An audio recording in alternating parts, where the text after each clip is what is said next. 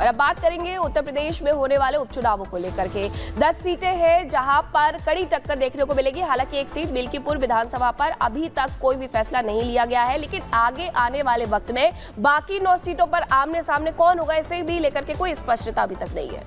बिल्कुल मीनाक्षी, और देखिए जिस तरीके से 10 सीटों पर उपचुनाव होने वाले हैं और ऐसे में लोकसभा चुनाव के बाद जो नतीजे थे उसके बाद दरअसल ये सरकार और विपक्ष दोनों का ही रिपोर्ट कार्ड पेश करेगी।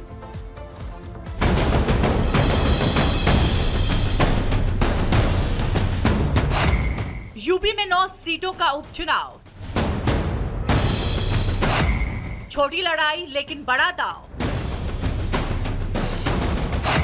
कहीं तारीख को लेकर जिरा, कई साथियों में आपसी कलह। 13 नवंबर को यूपी में 9 सीटों पर उपचुनाव है। यूपी की 9 सीटों का ये उपचुनाव पार्टियों के बीच कोई आम मुकाबला नहीं है, बल्कि इन 9 सीटों का चुनाव देश की सबसे बड़ी विधानसभा का मूड भी तय करेगा। और यही वजह है कि इन 9 सीटों के उपचुनाव के लिए पार्टियां अपनी मेहनत में कोई कमी नहीं रखना चाहती। पार्टियों ने उम्मीदवारों के चयन से लेकर प्रचार प्रसार में पूरी ताकत झोंक दी है, लेकिन इस मेहनत के बीच पार्टियों में सीट बंटवारे को लेकर भी कहीं ना कहीं पेच फंस रहा है। जहां एक तरफ बीजेपी ने अपने सीट बंटवारे का फॉर्मूला तैयार कर लिया है, वहीं इंडी गठबंधन में सीटों का फॉर्मूला फाइनल नहीं हो पाया है। उपचुनाव में समाजवादी पार्टी ने 8 सीटों पर अपने उम्मीदवार उतारने का फैसला किया, जबकि कांग्रेस के खाते में 2 सीटें आई हैं। हालांकि कांग्रेस ने उपचुनाव के लिए 5 सीटों की मांग की थी। जो 10 सीटें हैं, हम 10 सीटों पर ये संविधान बचाओ संकल्प सम्मेलन किए हैं और आगे भी हम मजबूती के साथ खड़े हैं। बाकी राष्ट्रीय नेतृत्व का निर्णय जो होगा उसे हम मानेंगे। उधर बीजेपी ने इन चुनाव की तारीखों को बदलने की अपील की है। पार्टी का प्रतिनिधिमंडल गुरुवार को राज्य के निर्वाचन अधिकारी से मुलाकात करने गया। यूपी में 15 नवंबर को अब सिनेवार की भी ढेर कर दिया गया है और सिनेवार को लेकर के जहां जश्न का एक तरफ माहौल है, वहीं दूसरी तरफ अमेरिका की तरफ से भी बयान आया है। अमेरिका का कहना है कि बधाइयां बहुत हो, लेकिन हमारा इसमें कोई हाथ नहीं है।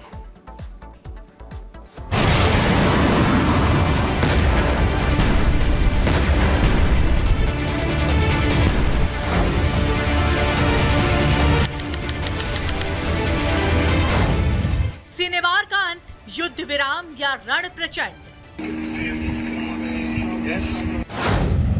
नेतन्याहू के हौसले बुलंद, हमास हो गया खत्म। 3 महीने 3 बड़े दुश्मनों का दी एंड। जिसने 7 अक्टूबर 2023 को इजराइल को दहलाया, नरसंहार कर रक्तपात मचाया, बेगुनाहों को बंधक बनाया, उस खान यूनिस के कसाई और 7 अक्टूबर के मास्टरमाइंड का खात्मा हो गया। गाजा में इजराइल ने हमास के चीफ याह्या सिनेवार की कब्र खोद डाली। सिनेवार की हत्या के साथ ही हमास के ताबूत में आखिरी कील भी ठोक दी। सिनेवार की मौत के घाट उतारने से पहले इजरायली सेना को नहीं पता था कि वो जिसे मार रहे हैं वो हमास का नया चीफ है। एक खंडहर मकान के अंदर ड्रोन कैमरा भेजा गया तो इमारत के अंदर मिलिट्री ड्रेस में सोफे पर याह्या सिनेवार बैठा दिखा।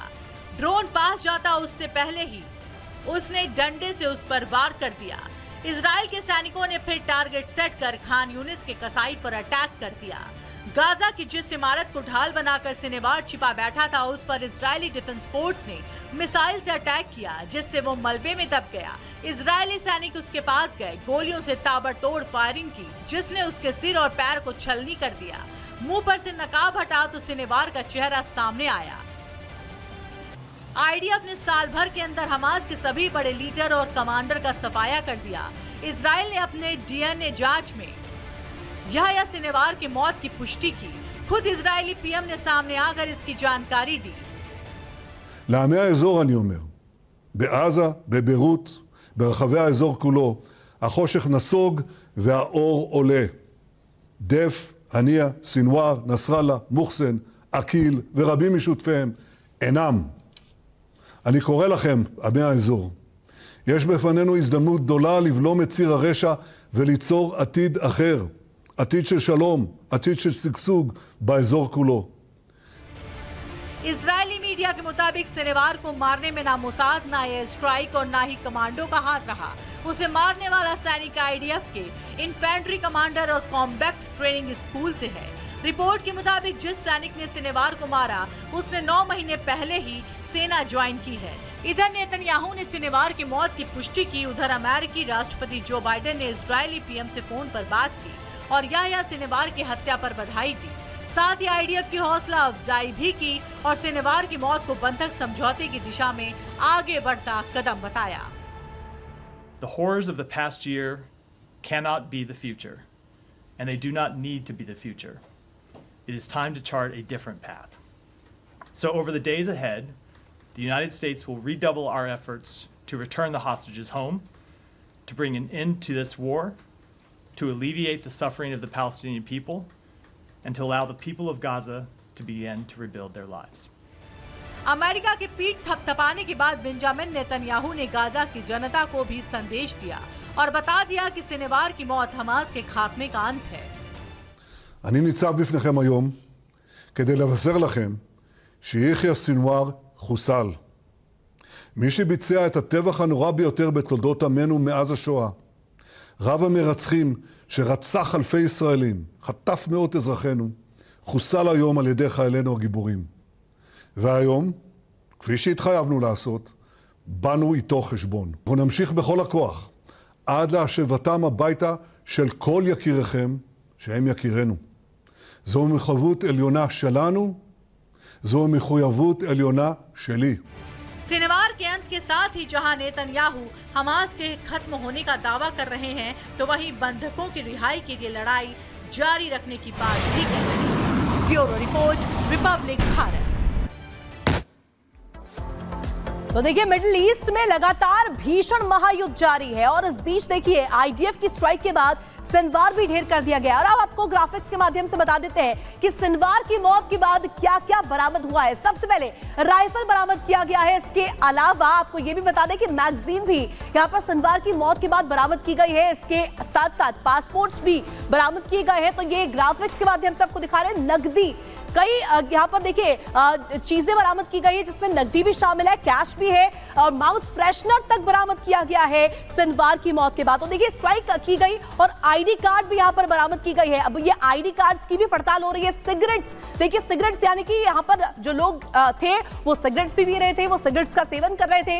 लाइटर भी बरामद किया गया है। यानी कि सिनवार की मौत के बाद, सिनवार को जब ढेर किया गया, ये तमाम चीज जो है वो यहाँ पर बरामद की गई है। घड़ी भी मिली है। इसके अलावा आपको बता दें कि सिनवार की मौत के बाद बरामदगी क्या कुछ हुआ है ये भी हम आपको ग्राफिक्स के माध्यम से बता रहे हैं। घड़ी बरामद की गई है, सिगरेट बरामद की गई है, लाइटर बरामद की गई है। इसके साथ साथ आपको बता दें कि तमाम वो चीज कैश तक बरामद कर दी गई है। तो देखिए सिनवार ढेर हो चुका है। इसकी पुष्टि खुद नेतन्याहू ने की है और लगातार जिस तरीके से ईरान को यह बताया जा रहा है कि एक और बड़ा ये घातक जो है घाव मिला है। इसके साथ साथ और आपको बता दें कि हमास का जो टॉप कमांडर था, टॉप लीडर था याह्या सिनवार, इसके ढेर होने के बाद यह बरामदगी हुई है।